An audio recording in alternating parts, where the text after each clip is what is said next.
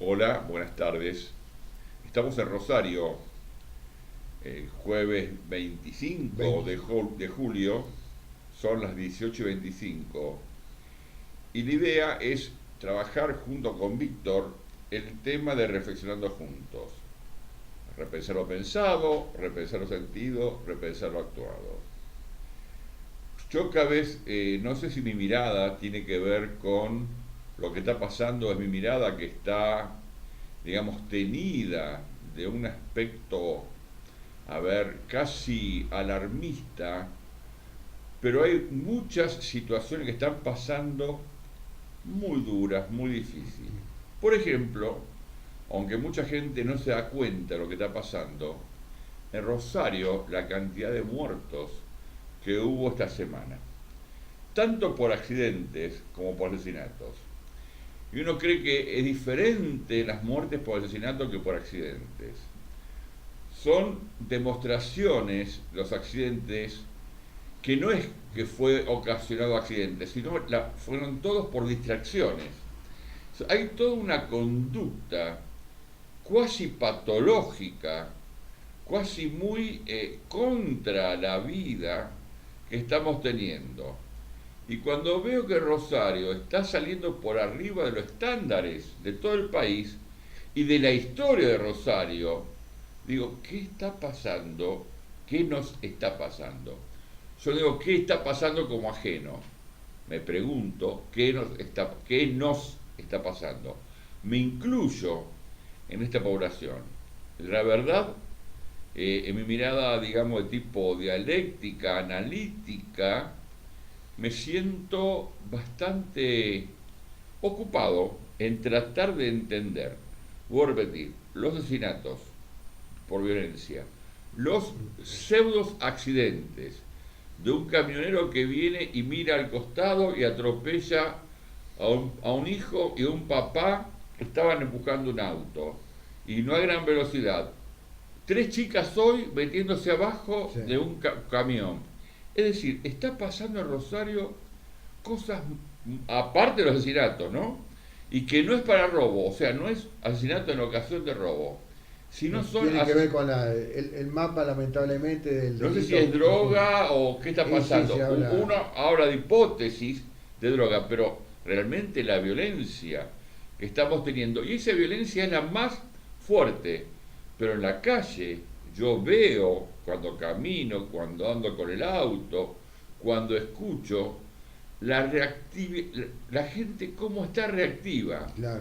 Yo tengo varios grupos de WhatsApp que me consultan cosas, pongo cosas o amigos, y realmente uno dice algo y rápidamente hay una reacción como si fuéramos todos, estamos sentados en un tanque de combustible.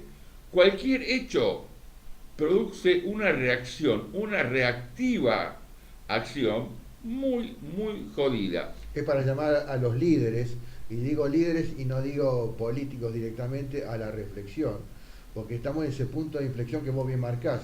No vale nada la vida, porque también en la población, hablemos en general, hay casos particulares más conscientes, pero que la sociedad en general no ve horizontes. Hablamos en la Argentina como hablo en el mundo, ¿eh?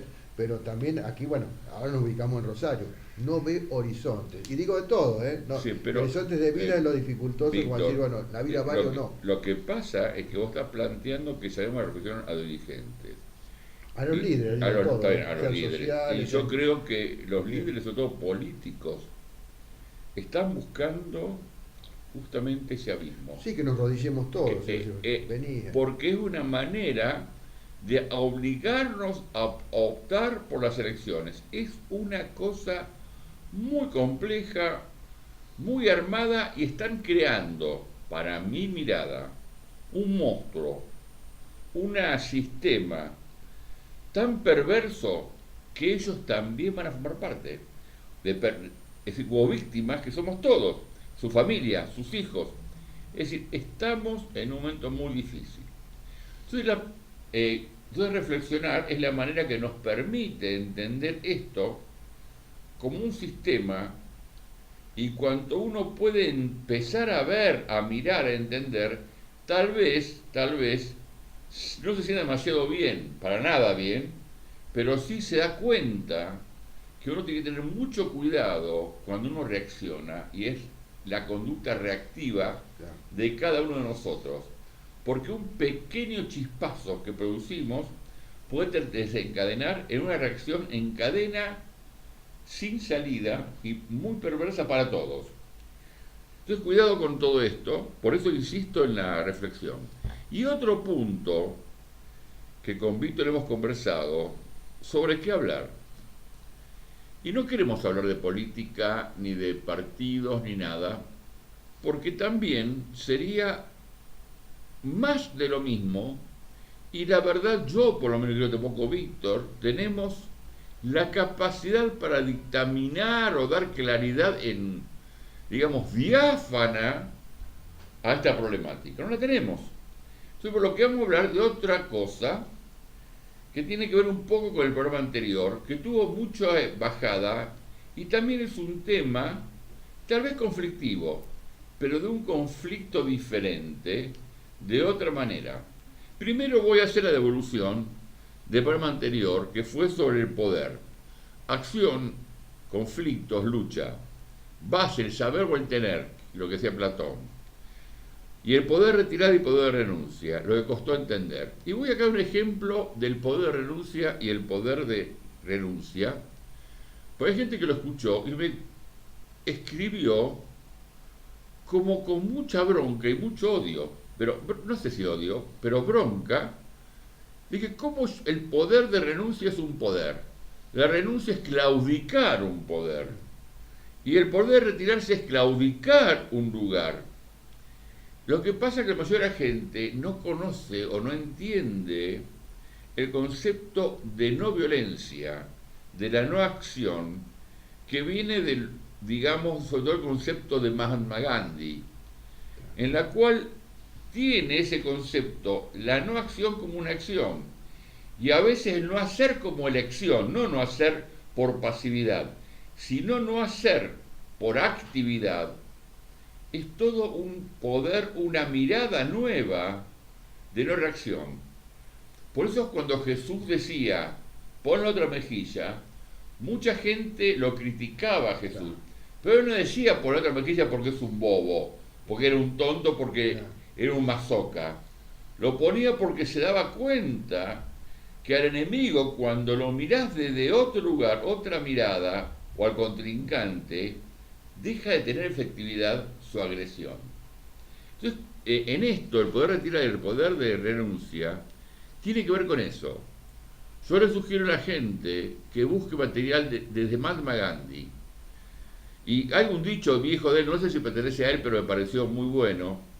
Algunos se lo atribuyen a él, para mí estaba en un muro de Estados Unidos, Nueva York, apareció una pared, para mí es de ahí, pero bueno, algunos se lo atribuyen a Mahatma Gandhi, no lo sé si lo dijo él.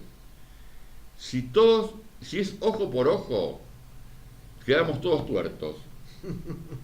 Yo no sé si lo dijo Mahatma Gandhi, no creo, pero me pareció un buen dicho y es un poco el concepto de lo que quiero poner o que quiero hablar. Busquen Mahatma Gandhi, busquen desde el budismo lo que es la no acción, busquen la quietud como una elección no de pasividad sino de actividad profunda de cada uno de nosotros. Es otro criterio, es otra forma de entender la vida. Este programa, como hablamos del poder, vamos a hablar del empoderamiento de las mujeres. Y yo puse algo acá en Face y se engancharon, pero oh sorpresa, el empoderamiento de la mujer. Y puse, ¿cómo hicieron las mujeres? ¿Lucharon contra alguien para conseguirlo? ¿Es algo nuevo? Y se engancharon. ¿Quién se engancharon? Mujeres. Ni un hombre contestó. En general las mujeres son las que más responden y las que más salen al frente. Pero a veces los hombres me ponen cosas. En este caso nada, ni privadamente ni públicamente. Por ejemplo, Eva puso qué estupidez, inventados por mujeres sin nada que hacer.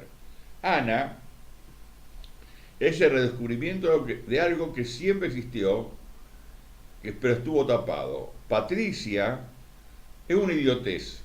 Una mujer no precisa bombos, platillos, pañuelos. Una mujer trabaja, estudia y tiene su sitio. Estoy hablando de modelos o de cosas que pusieron como ejemplo. Entonces, ¿cuál va a ser la dinámica o la estrategia, mejor dicho, de lo que vamos a hacer hoy? Primero va a comenzar Víctor, no sé qué va a hablar, pero eso fue lo que hemos conversado.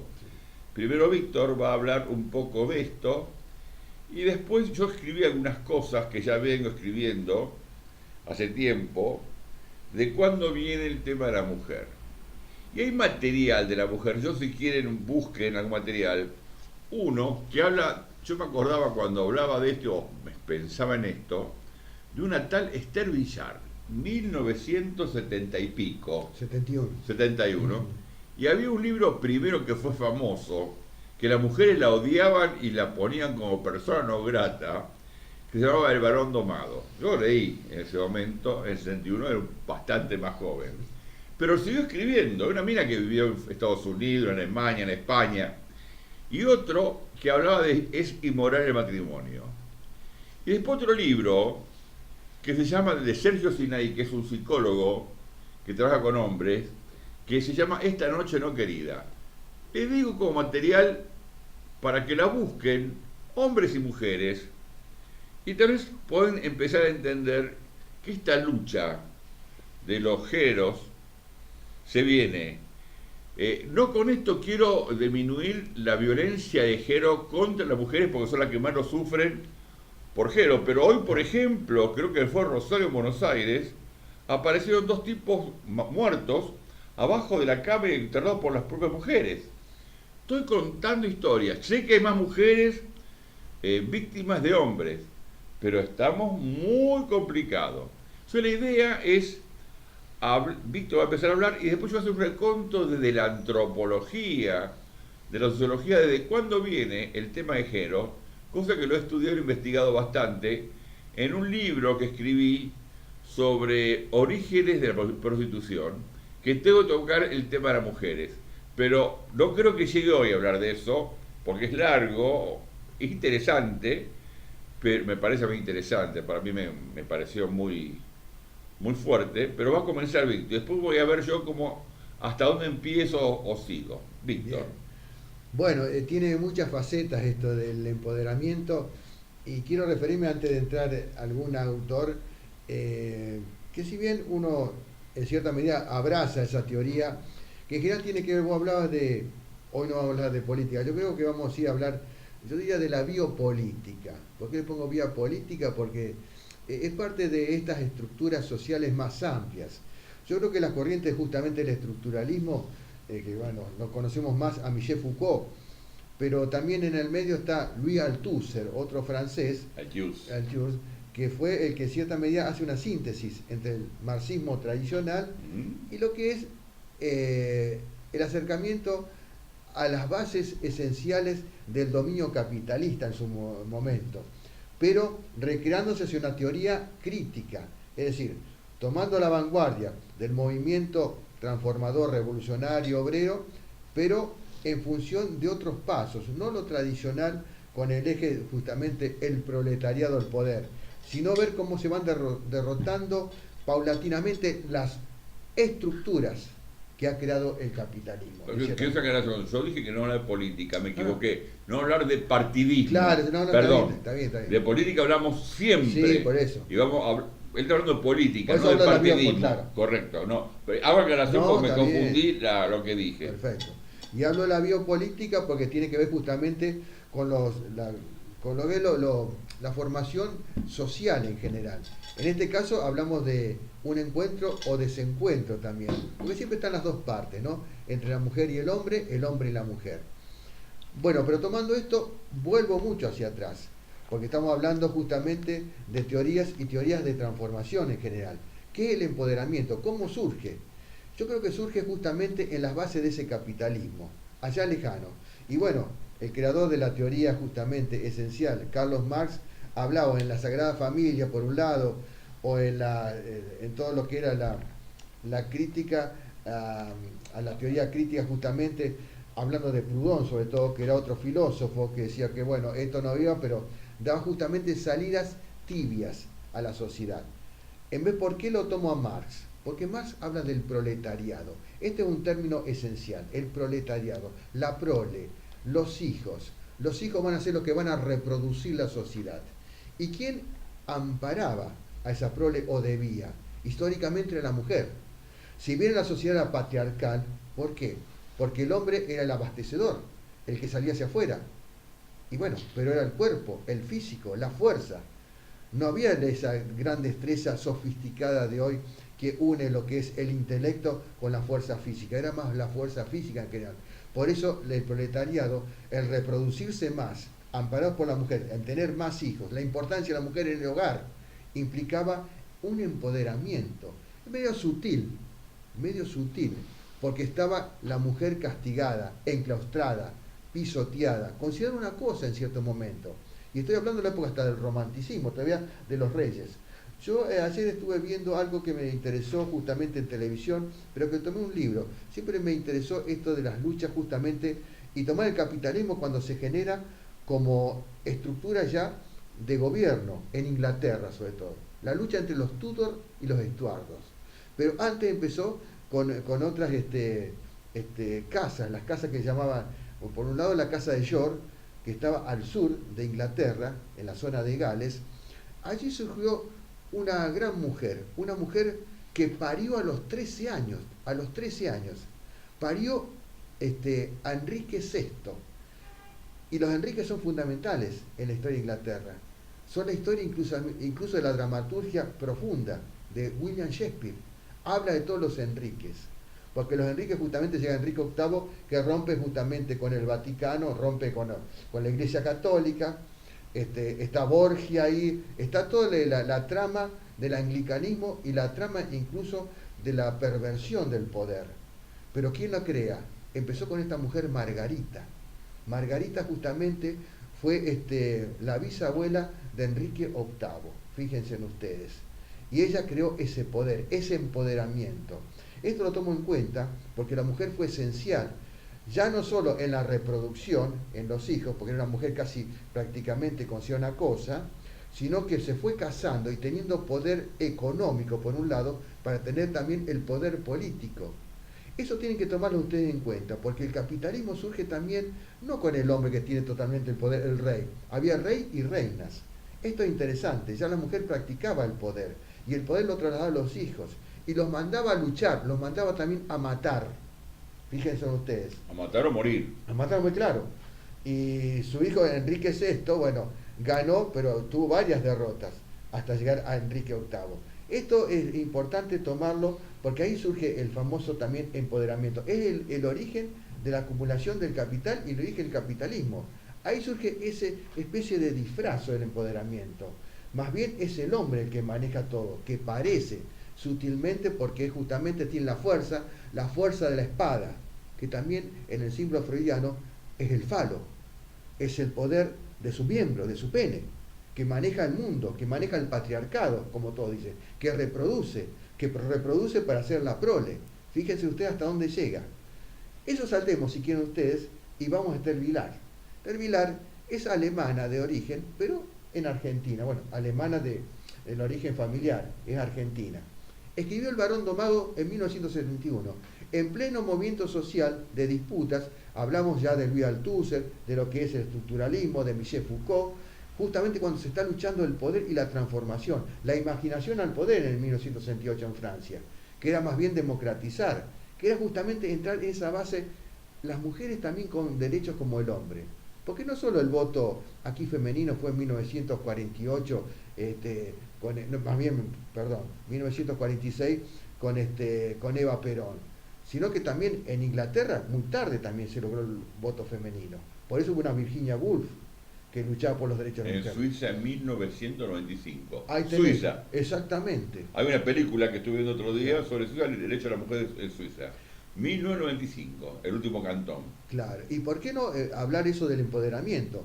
Si bien Esther Vilar produjo lo que vos dijiste, la reacción de la mayor cantidad de mujeres en el mundo, en un mundo que se hablaba de la libertad sexual, porque la libertad que se pregonaba por las revoluciones, los movimientos, en la anarquía, que había muchos poderes frente a una democracia media confusa que iba a ser en el futuro, una democracia que no era solo democracia, sino era el modo de producción capitalista sofisticado que traía grandes transformaciones, que ya no era el martillo, era el serrucho, pongamos, era el torno que tenían, fíjense ustedes, que muchas mujeres rusas trabajaban en la Unión Soviética. Eran quizás pocas de las que trabajaban en el modo de producción avanzado capitalista.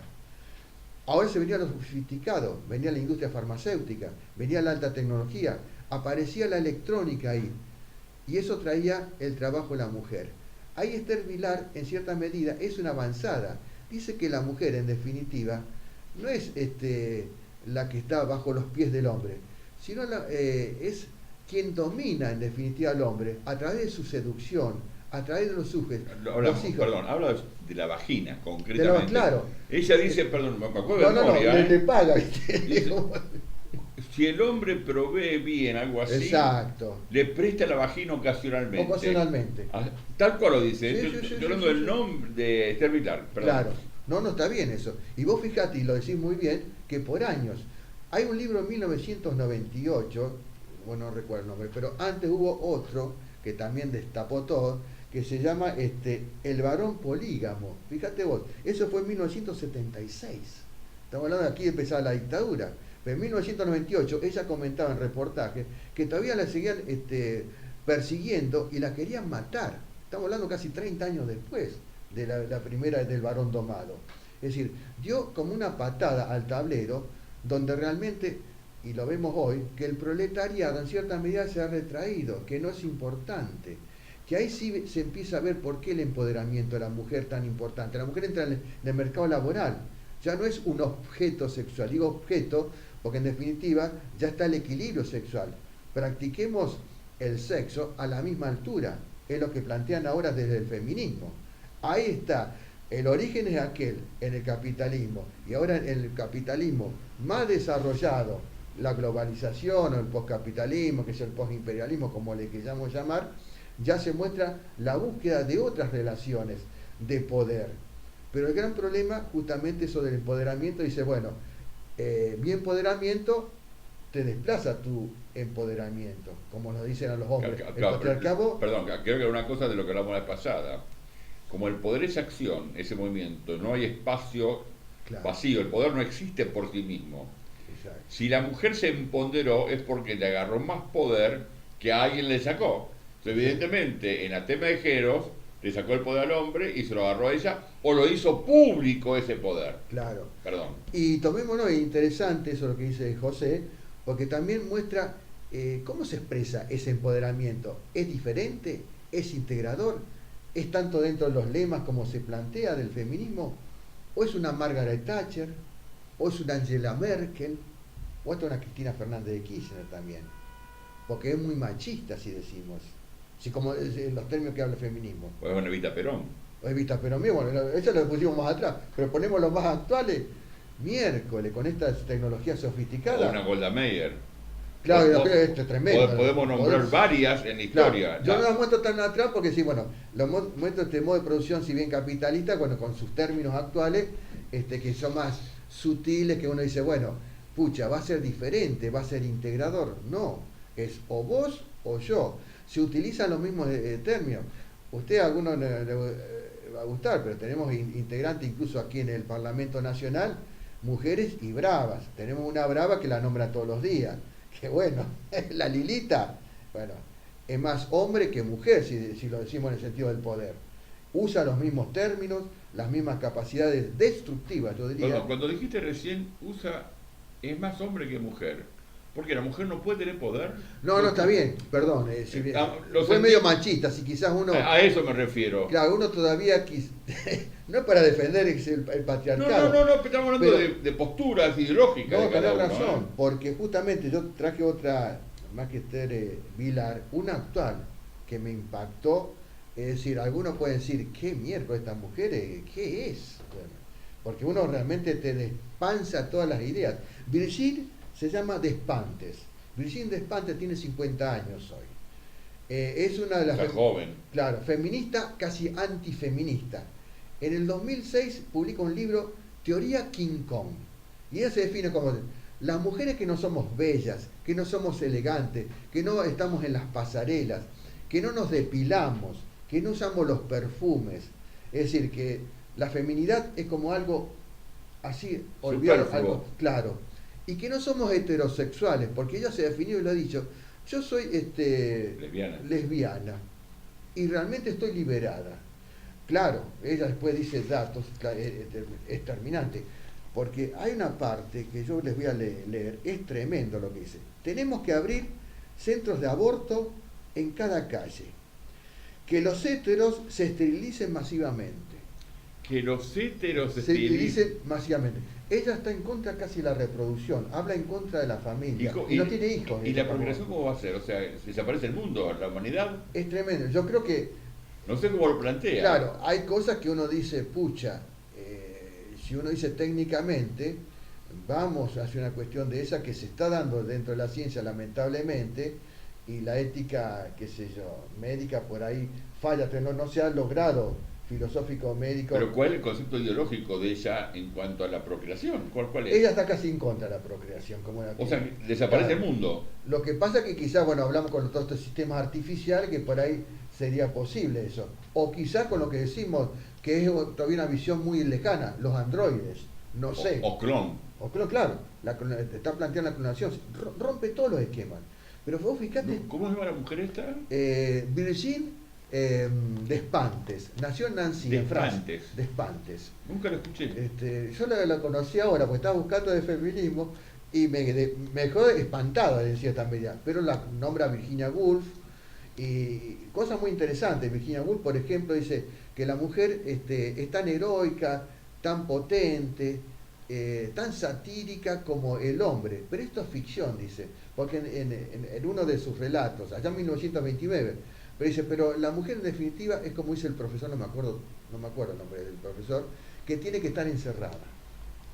Y eso es importante, claro, es como si en el closet o directamente vos no salís, vos hacés lo que yo digo, que lo que dice el hombre. La cueva. Y Virginia Woolf fue una luchadora histórica, la inglesa irlandesa, que más bien irlandesa ella. Así es. Y bueno, habla Simone de Beauvoir y demás. Pero ella es feminista, pero antifeminista casi, porque destruye todo. Te digo que hay cosas que son impresionantes en lo que expresa. Habla que hay que luchar contra la violencia doméstica. Bueno, habla de la violencia doméstica, hay que dar una respuesta. Dice que el hombre da leves respuestas. En la autoridad es cobarde y su única posibilidad es la violencia doméstica. Es decir, lo pone prácticamente generalizando. O sea, nosotros somos una cagada. Claro, lo que pasa, claro, es su historia es dura. Uno diría, bueno, pero su historia, claro. Ella tuvo una adolescencia en un psiquiátrico. Ella prácticamente se fue de la casa. Se dedicó a trabajos temporarios. ¿De qué está hablando? ¿De Virginia Woolf o está hablando de Virgin, la... Mira, Virginia también sería. Virgin Despentes. Y después ejerció la prostitución. Dice, no sé cuántos hombres... Pero es reconocida como una pensadora. Mirá algo de lo que es parte de la Academia Goncourt de Francia, es la más prestigiosa, el premio Goncourt, el más prestigioso de Francia, es la altura de Cervantes y quizás puede llegar al Nobel de Literatura por ahí. Goncourt, los grandes escritores franceses. No la conocía, no tenía ni idea. Ha entrado en la academia impresionante. La revista Eñe justamente hace un reportaje muy interesante el año pasado en la Feria del Libro. No estuvo aquí, pero le hizo un reportaje igual. Y fue algo, qué sé yo, que dejó a todos el traste para arriba, porque ella no se calla nada. Y habla que incluso, dice, prostitución... Perdón, puede no callarse, pero tiene una lógica, tiene un pensamiento profundo, así de... Y su pensamiento llega así, que la mujer libera totalmente, pero lo que plantea ella es la relación del lesbianismo como liberación. Y habla de una liberación, y que la mujer va a liberar al hombre. Que en cierta medida, yo creo que son más... Yo lo observo, claro, uno por ahí no encuentra esas profundidades como manejado, pero la mujer se ve que maneja filosofía por ahí, sin nombrar en general algún autor, es decir, los deja de lado a todos los de los 70. Pero vos leíste un artículo, leíste una reseña. El libro, Teoría King Kong. ¿Leíste el libro? ¿Leíste? Sí. Es impresionante. Yo no lo traje porque... Vamos a repetir la teoría, se llama Teoría King Kong. Como el mono. Claro, somos monos y bueno... Teoría King Kong, King Kong. el nombre de la mina de vuelta. Virginie se escribe, Virginie. Virgin. Virginie. Virgin. La pucha que lo puse por aquí mis apuntes. Despentes. Ahí lo tienen, gente, si lo quieren escuchar. Nació el 13 del 6 de 1969.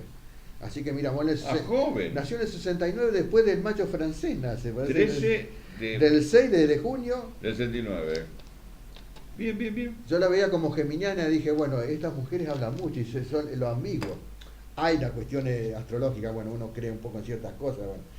Pero ella, al que levanta tanto, claro, es una provocadora, lo levanta a Charles Bukowski, el poeta, viste, maldito norteamericano, que tenía casi una cloaca en la boca, podemos, si yo lo he leído, por ahí te sorprende. Y toma el libro Hollywood, que lo despanzurra todo, claro. Hablar de Hollywood, que son las estrellas, y te ve que son una porquería. Él dice, un acto de prostitución es como tener un reportaje con un periodista, dice esta mujer, Virgin.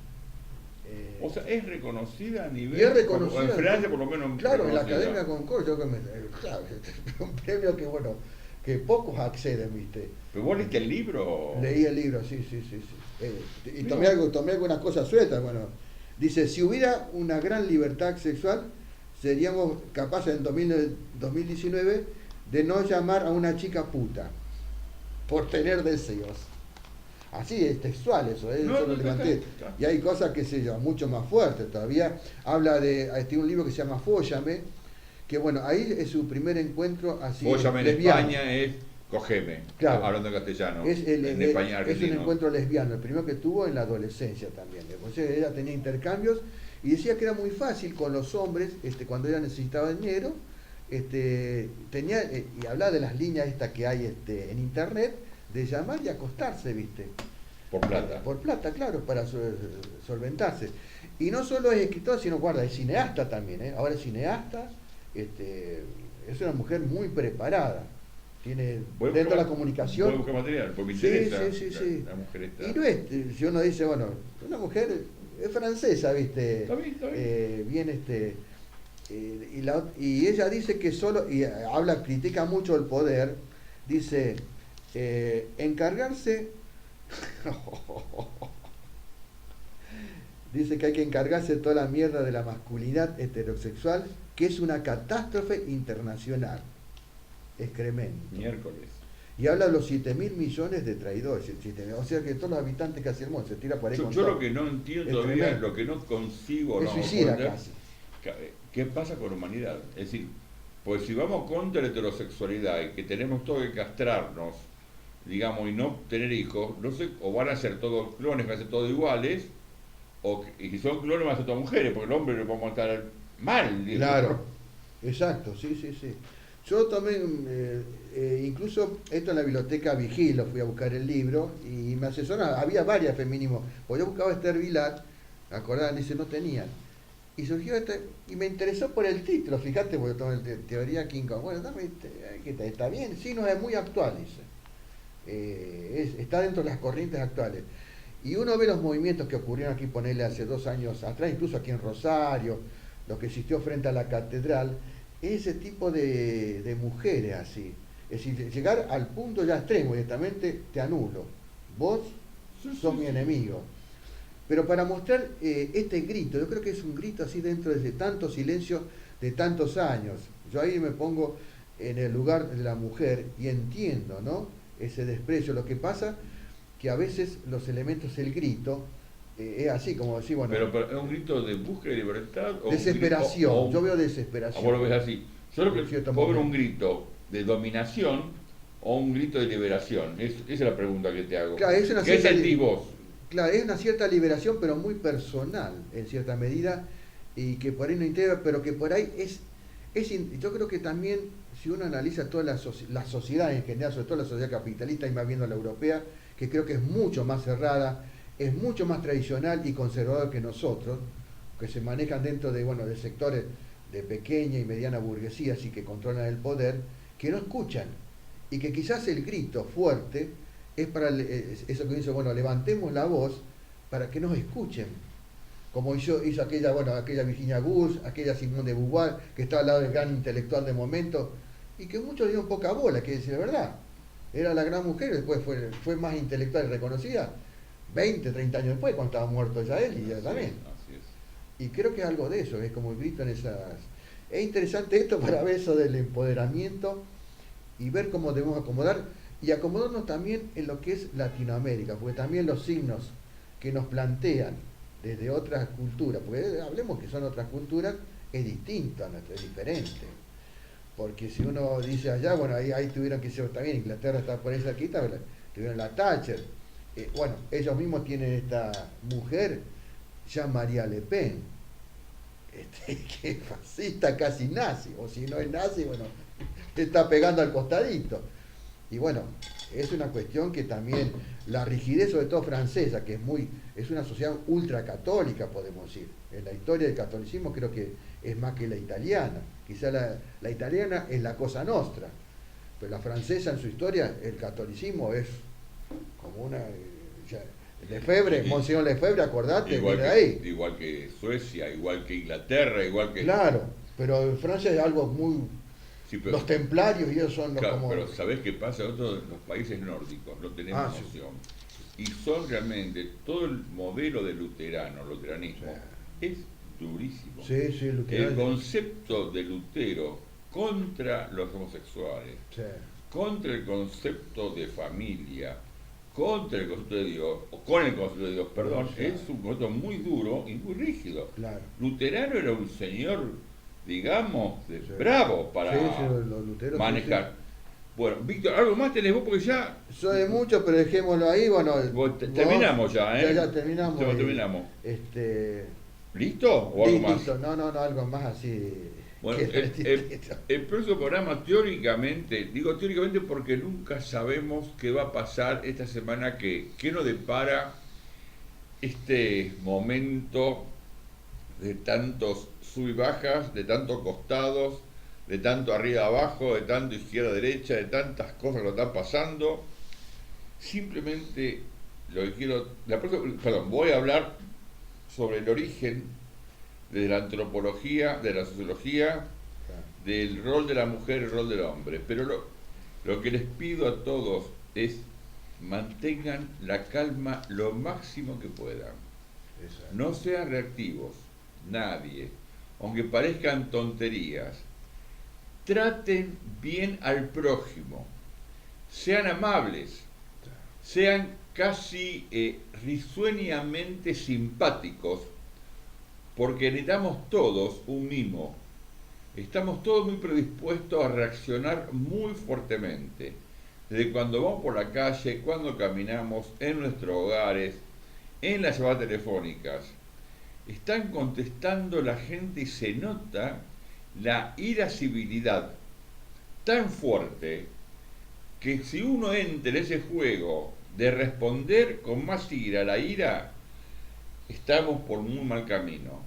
Por la propia preservación de cada uno de nosotros, bajemos cada uno los decibeles y tratemos de mantener la calma aunque nos cueste, contemos, seamos tranqui, busquemos la manera de no reaccionar y no pensar que el otro lo hace contra mí.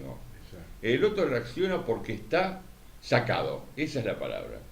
Bueno, Víctor, si quiere comunicar digo con como nosotros, lo tradicional, digo shalom a todos. Shalom, Paz, shalom, paz, paz. por Es un favor. saludo con paz. Sí, Bueno, sí. buena idea. Al fin y al cabo el judío es él, parece acá. Fue el rabino. Bueno, si quieren comunicar con nosotros, jgerman@fivertel.com.ar, en Facebook, público privado en los mensajes, o a mi celu por WhatsApp exclusivamente, por favor, el WhatsApp por escrito, no mensajes orales porque no lo puedo escuchar, no lo escucho, porque por ahí cuando se ponen a hablar está todo bien, pero me es imposible escucharlos por el tiempo. Entonces cuando uno escribe se obliga a ser más sintético. Mi celu 156-382-997, después le ponen el más, el 54, el 9, el 341 y el celu. O sea, cada uno ya sabe cómo se maneja este tema de WhatsApp. Muchas gracias y hasta el próximo encuentro.